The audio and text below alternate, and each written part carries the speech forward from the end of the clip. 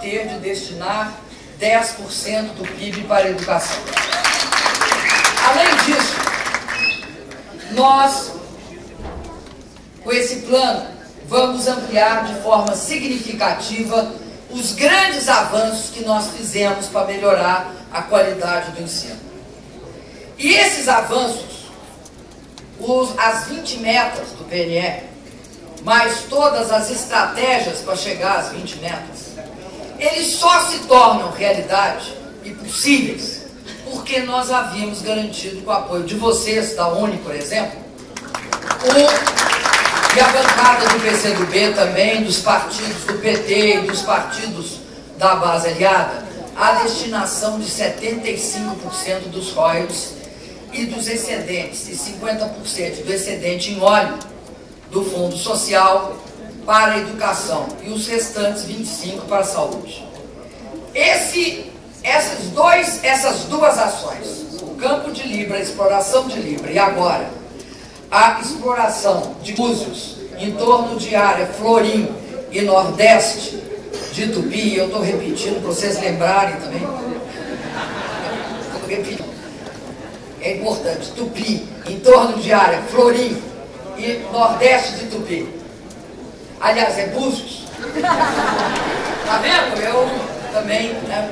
Bom, o que é que isso significa?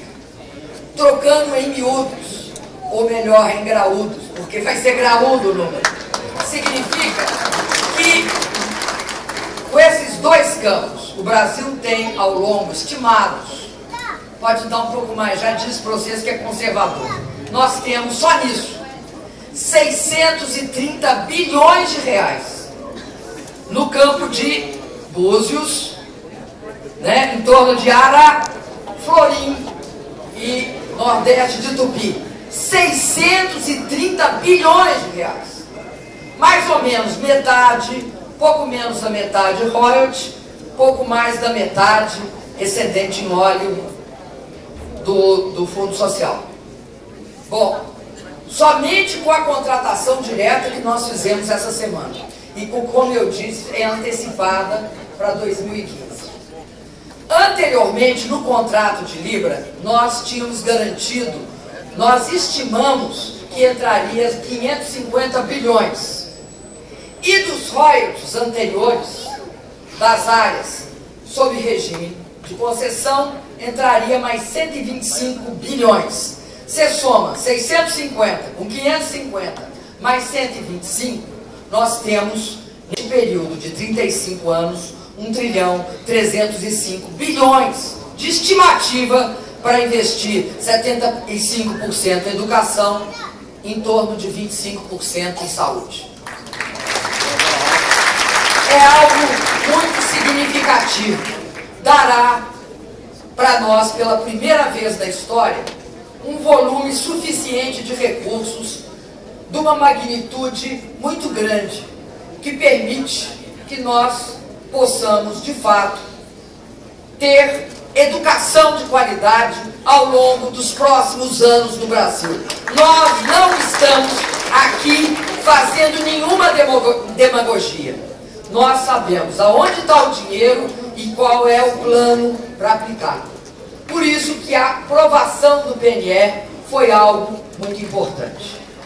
O PNE é como se fosse um plano de voo, né? Um plano de voo, ou melhor, um plano de navegação para o futuro.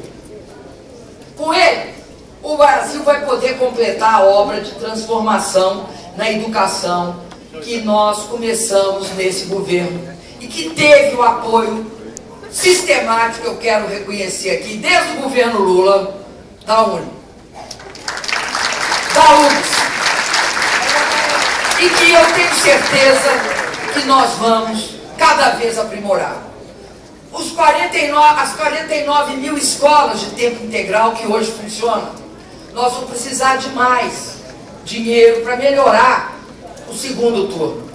Nós vamos precisar também de melhores e maior número de creches, se a gente quiser atacar pela raiz a desigualdade generalizando e levando a cada um dos municípios desse país creches.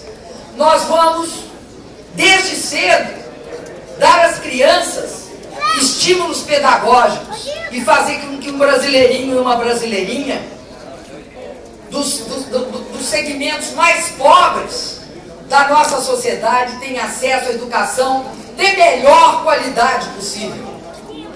Eu tenho certeza que nós iremos também ampliar a rede federal de educação profissional. Vocês lembram que ela estava proibida, a União estava proibida de fazer escola técnica. O Lula derrubou isso, porque estava em lei essa proibição.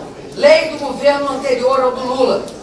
Nós derrubamos isso e por isso nós conseguimos fazer no meu governo 208 novas escolas. E do Lula, 214. Somando as duas, nós fizemos 422. E vamos precisar de mais escolas. O Pronatec, nós vamos formar até o final do ano 8 milhões de jovens, adultos, homens e mulheres, em capacitação e qualificação profissional e também em ensino médico de nível técnico.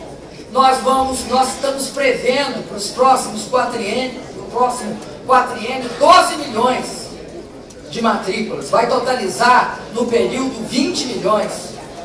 Nós vamos precisar também de aumentar o número de matrículas nas universidades. É só ver a quantidade de gente que fez o Enem. 9.519.000 brasileiros fizeram o Enem. E tem uma coisa, a lei de cotas. Nos 3 milhões de estudantes que tiveram oportunidade de fazer também um curso superior graças ao ProUni e ao FIES. Enfim, nas 18 universidades federais e 173 campos que nós construímos nos últimos 11 anos. Eu podia citar aqui mais os 9 milhões, eu já falei neles, de pessoas que se inscreveram no Enem, que mostra uma imensa pressão em cima do ensino universitário.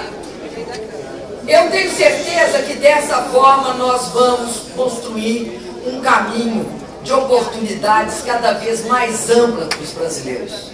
As 20 metas do PNE agora vão virar realidade. E o PNE, claro, nos desafia a aumentar e a melhorar a qualidade de todos os níveis e etapas e modalidades da educação. Já falei da educação infantil, da de tempo integral, enfim, profissional, tecnológica, enfim, nos estimula a ampliar a pós-graduação, nos dá elementos para ampliar o Ciência Sem Fronteira. E sobre tudo isso tem uma coisa que nós temos de falar. Nada disso vai se verificar se nós não dermos condições para o professor. E condição para o professor é valorização, tanto salarial como na sua formação. Valorização do professor também é exigência de um padrão de educação de alta qualidade no Brasil. Isso implica também que nós nos dediquemos a olhar a qualidade e a formação dos nossos professores. A valorização do professor significa dar status e importância a ele. Eu quero passar agora, companheiras e companheiros, para a terceira etapa, o terceiro passo. Ele é um pouco diferente dos demais, mas eu acho que ele tem um fator que eu chamaria de simbólico, que se passa no plano dos símbolos, que é algo importantíssimo para uma sociedade. E se inscreve também numa rota que é a rota da capacidade de realização do povo brasileiro. Pode parecer pequeno comparado com os outros dois, mas ele adquiriu uma forte dimensão. por força das dificuldades reais do ambiente político artificialmente criado por certos setores, como já falou o ministro Alto. Eu me refiro à Copa do Mundo. A Copa do Mundo começa com uma falácia, que é a seguinte: nós desviamos dinheiro da educação e da saúde para o futebol, para a construção das arenas. Essa primeira falsidade se deve à desinformação. Não tem contradição! Eu quero Copa, saúde e educação! Não tem contradição! E é bem isso, não tem contradição. Saúde e educação! Mas aparece como contradição pela desinformação. A primeira informação é a seguinte: quanto que nós gastamos nos estádios? Nos estádios de 2010 até 2013, eu estou tirando 14, nós gastamos 8 bilhões. Dos quais 4 bilhões é financiamento que o governo federal colocou à disposição dos estádios. E o restante é participação dos estados e da iniciativa privada, os outros 4. Pois bem, é 8 bilhões. Neste mesmo período, o Estado brasileiro, aí integrado pelo governo federal e estadual, o governo federal, os estaduais e os municípios, gastou 1 trilhão e 700 bilhões em educação e saúde. 1 trilhão e 700 bilhões. Portanto, a comparação entre 8, por isso que não tem contradição mesmo, entre 8 bilhões e 1 trilhão e 700 bilhões, e eu estou falando, isso pode fiscalizar, pode olhar se não é isso. É algo absurdo, implica numa má-fé absurda dizer que uma coisa prejudicava a outra. É má-fé, é falta, assim, descarada, ou de conhecimento, mas também é má intenção. É má intenção, é aquele complexo de transformar o Brasil abaixo do seu potencial. É a mesma coisa que faziam quando dizia que nós não tínhamos dinheiro para fazer metrô e que devíamos nos contentar só com ônibus. A mesma coisa, porque metrô era coisa de rico, quando metrô é coisa de país que tem cidades do tamanho de São Paulo, né, Nádia Campeão? É coisa de país que tem metrópoles. Ou nós fazemos metrô, ou nós criamos um caos nas cidades. Da mesma forma, é o que diziam nos nossos aeroportos: não vai ficar pronto.